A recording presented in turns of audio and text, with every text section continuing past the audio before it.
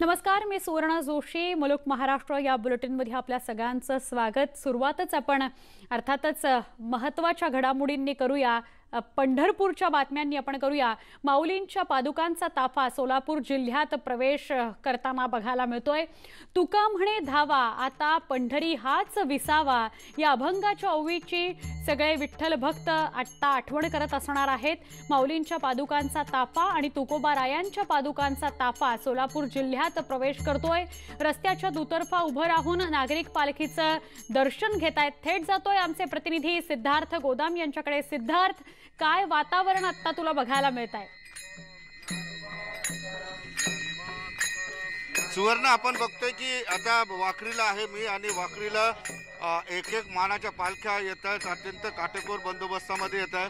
आता आपण बघू शकतो सोपन काका महाराजांची पालखी या ठिकाणी आलेली आहे आणि आपण बघू शकतो की मोजकेच जी लोक आहेत या ठिकाणी सोबत आहेत आणि जो पारंपरिक पद्धतीनं जो सगळा सोहळा सुरू आहे. एक एक पालख्या येत आहेत. आता सोपान काकांची पालखी या ठिकाणी आलेली आहे. काही वेळांमध्ये तुकाराम महाराज असतील, ज्ञानेश्वर महाराज यांच्या पालख्या येत आहे. लाखो भाविकांची गर्दी असते. मात्र आज आपण बघतोय की मोजकेच 15 ते 20 लोक आहेत पूर्ण बंदोबस्तामध्ये जे आहे या ठिकाणी आलेले आहे. आपण बोलण्याचा प्रयत्न करूया. माऊली, कशी वाटली यंदाची वारी? यावेळची वारी ही खरं तर कोरोनाच्या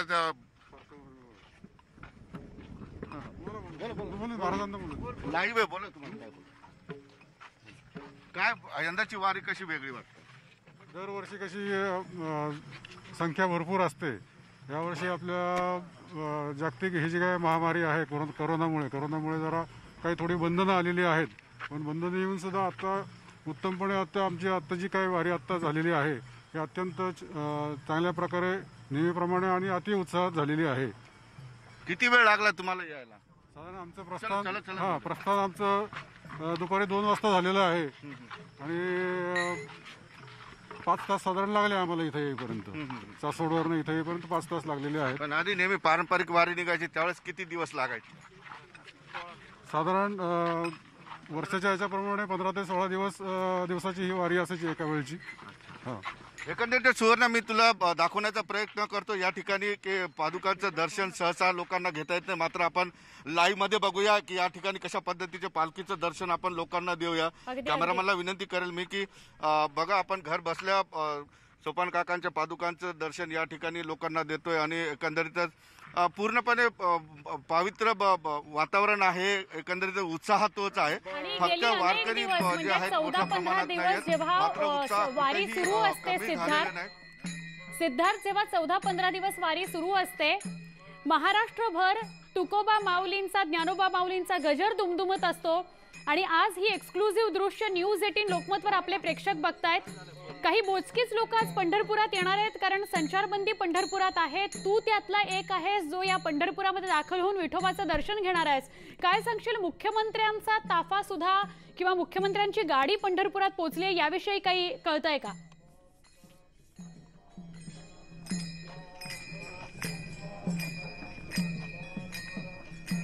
सिद्धार्थ, ज्ञानोबा माऊली तुकारामचा जयघोष सुरू आहे आणि सोलापूर जिल्ह्यामध्ये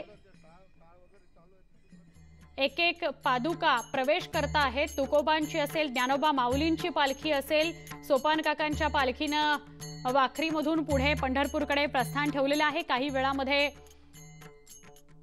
ही दृश्य आपण बघतोय. ज्ञानोबा माऊली आणि तुकोबा माऊलींच्या पालख्यांची बसमधून पादुका आणि 20 वारकरी हे सोलापुरामध्ये दाखल होत आहेत तेव्हाची ही दृश्य आहेत. ही एक्सक्लुझिव्ह दृश्य आहेत.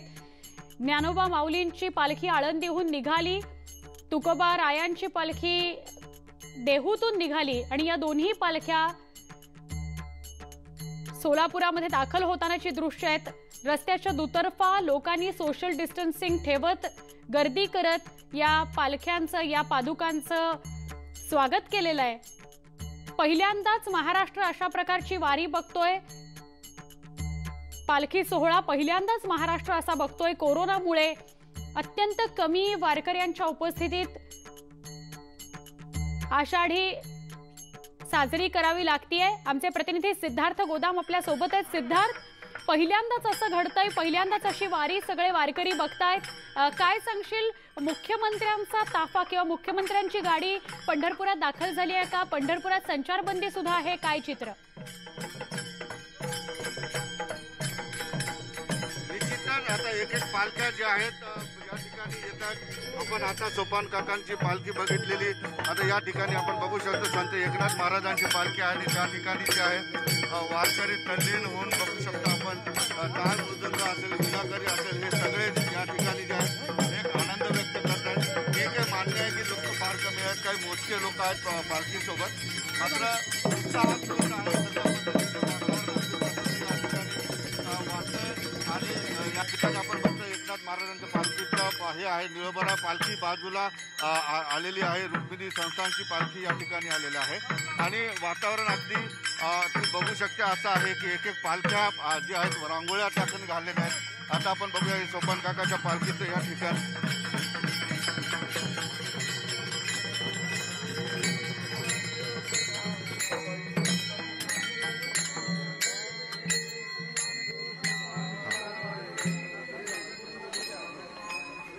वाजवायला सांगितलं.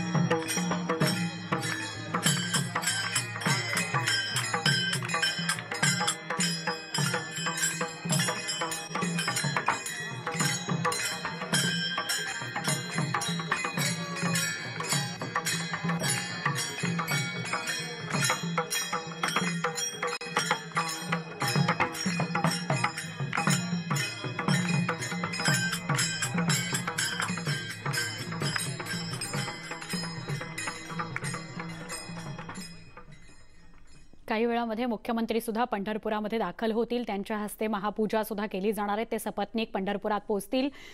पंढरपुरामध्ये आज दुपारपासूनच संचारबंदी सुद्धा लागू करण्यात आलेली आहे. मंदिर परिसरातील सगळे चौक पोलिसांनी बॅरिकेडिंग करून सील केलेले आहेत. कसल्याही परिस्थितीत कुणालाही पंढरपुरात प्रवेश करता येणार नाही. ज्या मोजक्या लोकांना पास दिला गेलेला आहे त्यांनाच फक्त पंढरपुरामध्ये प्रवेश मिळणार आहे. दरम्यान महत्त्वाची बातमी आहे, हायकोर्टाकडून वारकऱ्यांच्या पदरी निराशा पडली आहे. कारण वाखरी ते पंढरपूरपर्यंत पायी चालत जाण्याची परवानगी वारकऱ्यांनी मागितली होती, मात्र कोर्टानं या मागणीला परवानगी दिली नाहीये. प्रदक्षिणा मार्गावर 6 नागरिक कोरोना बाधित आहेत, त्यामुळे कोर्टानं चिंता व्यक्त केली आहे. वारकऱ्यांची याचिका फेटाळून लावली आहे. त्यामुळे अखेर वारकऱ्यांनी कोर्टाचा निर्णय मान्य करत माघार घेतली आहे. वीज बिला संदर्भातली एक महत्त्वाची बातमी. आज पत्रकार परिषद झाली. ऊर्जा मंत्री नितीन राऊत यांची आणि नितीन राऊतांनी सुरुवातीला शरद पवारांवर पलटवार केला. शरद पवार संरक्षण मंत्री असताना त्यांनी काही चुका दुरुस्त केल्या असत्या तर बरं झालं असतं असा टोला राऊतांनी लगावलाय. इंदिरा गांधींनी 1971चं युद्ध जिंकलं होतं हे पवारांना आठवलं असतं तर बरं झालं असतं असंही राऊत म्हणाले. 2 किलोमीटरच्या परिघात खरेदीचा निर्णय चुकीचा असल्याचं राऊत यांनी म्हटलंय.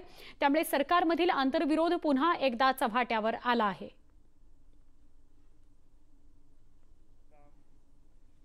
जेव्हा इंदिराजी होत्या तेव्हा इंदिराजींनी पाकिस्तानचं युद्ध जिंकलं.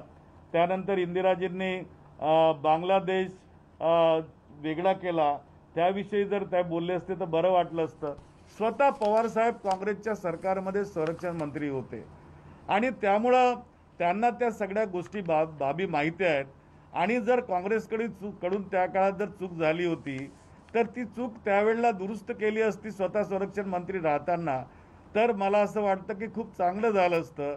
परंतु या विषयावर ते बोलले नाहीत आणि त्यांनी राहुल गांधींच्या बद्दलचं जे वक्तव्य केलं, मला असं वाटतं कुठतरी सुसंवादामध्ये त्या ठिकाणी फरक निर्माण झालेला आहे. दरम्यान शरद पवारांनी नेमकं काय वक्तव्य केलं होतं ज्यावरून वाद उद्भवला तेही पाहूयात.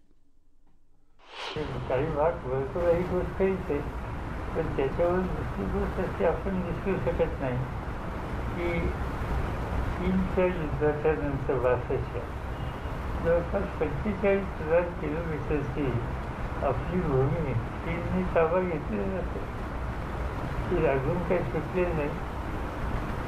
आणि त्यामुळं ती काही आज ताबा घेतला, ती काही कुठं घेतला असेल किंवा घेतात किंवा काय मला नक्की माहिती नाही. पण आम्ही आरोप ज्यावेळी मी करतो त्यावेळी मी हेही बघितलं पाहिजे की पूर्वीच्या काळामध्ये मी असताना काय घडलं, आणि त्यावेळी जर एवढ्या मोठ्या प्रमाणाचं क्षेत्र ही ताब्यात घेतलं असेल तर तेही काही दुर्लक्ष करता येते. वाढीव वीज बिलांमुळे नागरिक संतप्त असतानाच ऊर्जामंत्री नितीन राऊतांनी अजबच दावा केला. वर्क फ्रॉम होममुळे वीज बिल वाढल्याचं नितीन राऊत यांनी मुंबईतल्या पत्रकार परिषदेमध्ये म्हटलंय. तसंच वाढीव वीज बिल पाठवलं नसल्याचंही नितीन राऊतांनी म्हटलंय. 3 टप्प्यांमध्ये बिल भरता येणार आहे अशी माहिती सुद्धा राऊतांनी दिली. कोणत्याही महावितरण केंद्रावर जाऊन 1/3 बिल भरता येऊ शकतं. संपूर्ण वीज बिल भरल्यास 2% सूट दिली जाणार आहे असं ऊर्जा मंत्र्यांनी जाहीर केलं.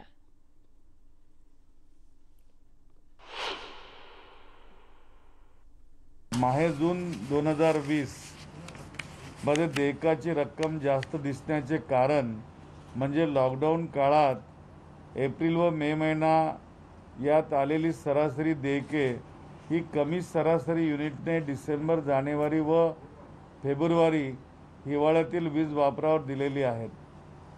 आणि दुसऱ्या बाजूला घरगुती ग्राहकांच्या विजेच्या वापरात वर्क फ्रॉम होम व उन्हाळ्यामुळे मागच्या वर्षीपेक्षा जास्त वाढ झालेली आहे, जी माहे-जून 2020च्या बिलात दिसून येते. घरगुती ग्राहकांसाठी वीज भरण्याची जी पद्धत आहे त्यामध्ये काही सवलती देण्याचं काम आम्ही या ठिकाणी केलेलं आहे. घरगुती ग्राहकांसाठी 3 हप्त्यामध्ये वीज बिल भरण्याची सवलत आहे.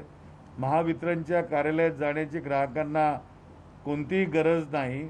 कुठल्याही वीज भरणा केंद्रावर जाऊन कमीत कमी वीज बिलाच्या 1/3 म्हणजे 1/3 रक्कम भरता येईल आणि ती भरली तर तुमचं वीज कनेक्शन कापलं जाणार नाही. वर्क फ्रॉम होममुळे विजेची मागणी वाढली आणि त्यामुळे बिल जास्त आलेलं आहे असं राऊत म्हणाले. आपण पुढच्या बातमीकडे वळतोय. 30 नोव्हेंबरपर्यंत गरिबांना धान्य मोफत दिलं जाणार आहे अशी अत्यंत महत्त्वाची घोषणा पंतप्रधान नरेंद्र मोदी यांनी केली. याचा लाभ देशातल्या 80 कोटी जनतेला होणार असल्याचं पंतप्रधान म्हणाले. देशात one nation one ration card योजनेचाही लवकरच शुभारंभ होईल, ती लागू केली जाईल अशी घोषणा पंतप्रधान नरेंद्र मोदींनी केली. प्रामाणिकपणे कर भरलेल्या नागरिकांचे पंतप्रधानांनी आभार मानले.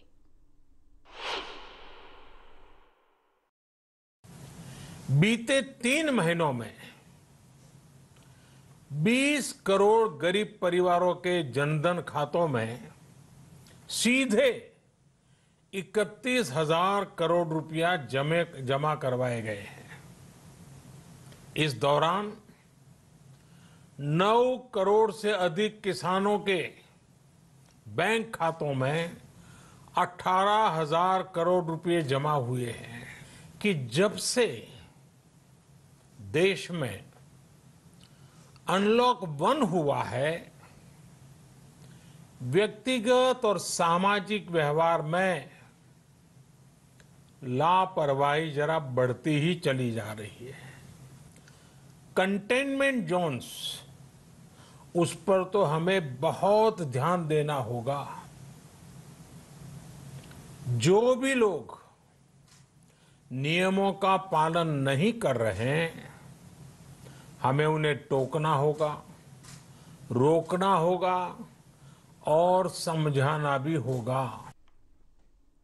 स्मार्ट सिटीच्या प्रोजेक्टमध्ये 20 कोटींच्या गैरव्यवहार केल्याप्रकरणी आरोप करत आज भाजप आमदारांनी नागपूर पोलीस आयुक्त कार्यालयात जाऊन मुंढेंविरोधात तक्रार दाखल केलेली आहे. या प्रकरणाची चौकशी करण्याची मागणी भाजप आमदारांनी केली आहे. यावेळी नागपूर शहराचे सगळेच भाजपचे आमदार उपस्थित होते. नागपूर पालिका आयुक्तांवर हे आरोप करण्यात आले. त्यांच्या विरोधात तक्रार करण्यात आलेली आहे. सगळे भाजपचे आमदार यावेळी उपस्थित होते। स्मार्ट सिटी प्रकल्पामध्ये 20 कोटींचा गैरव्यवहार झालाय असा आरोप भाजपकडून करण्यात येतोय। मुंढे यांची तक्रार नितीन गडकरींनी पीएमओ कडे सुद्धा केली असल्याची माहिती मिळते आहे। मीरा भाईंदरमध्ये पुन्हा लॉकडाऊन करण्यात आले। 1 जुलैपासून 10 जुलैपर्यंत मीरा भाईंदर बंद असणार आहे। मीरा भाईंदरमध्ये शहरात कोरोना बाधितांची संख्या झपाट्याने वाढते म्हणून हा निर्णय घेतला गेलाय। मीरा भाईंदरची नुसत्या मीरा भाईंदरचा कोरोना बाधितांचा आकडा 3000च्या वर गेलेला आहे। त्यामुळे पुन्हा आता 1 जुलै ते 10 जुलैपर्यंत शहर पूर्णतः बंद ठेवण्याचा निर्णय महापालिका प्रशासनाकडून घेण्यात आलाय। यात केवळ घरपोच सुविधा देणाऱ्या विक्रेत्यांना वेळेची मर्यादा घालून परवानगी दिली गेलेली आहे। निवडणुकीपूर्वी राष्ट्रवादी काँग्रेसमधून भाजपमध्ये गेलेले माजी मंत्री मधुकर पिचड यांनी गोपीचंद पडळकर यांच्यावर टीका केली आहे। शरद पवारांवरील टीका दुर्दैवी असल्याची खंतही पिचडांनी व्यक्त केली। पिचड यांनी पत्रक काढून गोपीचंद पडळकर यांचा निषेध केलाय। मी भाजपमध्ये असलो तरी अनेक वर्ष शरद पवारांसोबत काम केलंय। टीका करणाऱ्या व्यक्तींनी त्यांच्या वयाचं भान ठेवावं असा हल्लाबोल मधुकर पिचड यांनी केलाय। गोपीचंद पडळकर यांनी अत्यंत खालच्या पातळीवर जाऊन शरद पवारांवर टीका केली आहे। माझ्या मनाला दुःख देणारी ही गोष्ट आहे। केवळ प्रसिद्धीसाठी भडक बोलणं ही फॅशन झाली आहे। शरद पवारांवर टीका ही दुर्दैवी आहे असं मत पिचड यांनी व्यक्त केलं। काही दिवसांपूर्वी गोपीचंद पडळकर यांनी शरद पवार हे महाराष्ट्राला लागलेले कोरोना आहेत असं वादग्रस्त विधान केलं होतं। त्यानंतर एकच वाद उफाळून आला होता। आपण बघूया माजी मुख्यमंत्री पृथ्वीराज चव्हाणांनी काय टीका केली आहे। शरद पवारांवर पृथ्वीराज चव्हाणांनी आज टीका केली आहे। त्यांना पलटवार केलेला आहे। भारत चीन प्रश्नी पलटवार करू नये हे खरं आहे, पण विरोधी पक्षाला प्रश्न विचारण्याचा हक्क आहे। प्रश्न विचारणं म्हणजे विरोध करणं नसल्याचं सांगत चव्हाणांनी शरद पवारांप्रमाणेच आमचे विचारही स्पष्ट आहेत असं सातारात वक्तव्य केलंय। राजकारण करू नये हे खरं आहे, परंतु विरोधी पक्षाला प्रश्न विचारायचा हक्क आहे, अधिकार आहे, तो आम्ही विचारला आणि सरकारची जबाबदारी त्या प्रश्नाला उत्तरं समर्पक दिली पाहिजेत। शेवटी जनता करता विचारतो की आम्हाला घरगुती काय आम्हाला माहिती नाही आहे, त्यामुळं प्रश्न विचारणे म्हणजे विरोध करणं असं नाही आहे। बोगस बियाण्यांमुळे शेतकऱ्यांचं मोठं नुकसान झालंय। त्यामुळे शेतकऱ्यांकडून तातडीनं अर्ज भरून घेतले पाहिजेत आणि तातडीनं नुकसान भरपाई त्यांना मिळवून द्यावी अशी मागणी विरोधी पक्षनेते देवेंद्र फडणवीसांनी केली। कोल्हापूरमध्ये 8 दिवसांच्या विश्रांतीनंतर पावसानं हजेरी लावली आहे। शहर भागामध्ये पावसाचा जोर पाहायला मिळतोय। भात पेरणीसाठी पूरक पाऊस झाल्यानं शेतकऱ्यांना मोठा दिलासा मिळालाय। कडाक्याच्या उन्हानंतर आलेल्या पावसानं सगळेच सुखावलेत।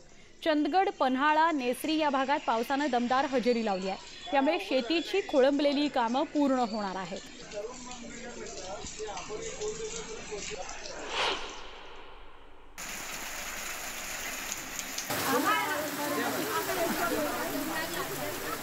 तर सलग तिसऱ्या दिवशी मनमाड, येवला, लासलगाव, नांदगाव आणि मालेगाव या भागात पावसानं जोरदार हजेरी लावली। संध्याकाळी आणि रात्री पावसानं अक्षरशः झोडपून काढलं।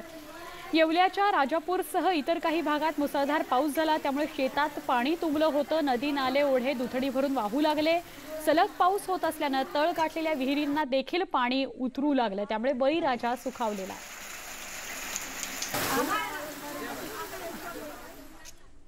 मुलुक महाराष्ट्रामध्ये अजून काही घडामोडी बघूया, पण त्याआधी एक छोटा ब्रेक। लगेच भेटू, पहा फक्त न्यूज 18 लोकमत।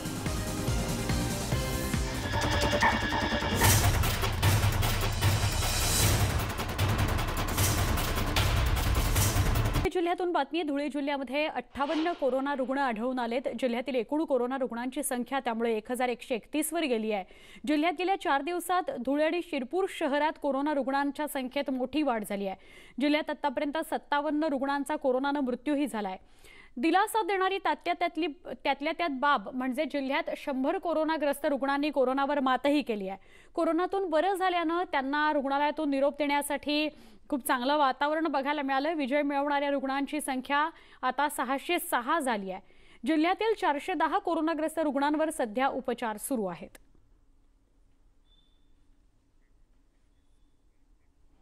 या बातमीसह मुलुक महाराष्ट्र या बुलेटिनमध्ये इथंच थांबतोय। पहा फक्त न्यूज 18 लोकमत।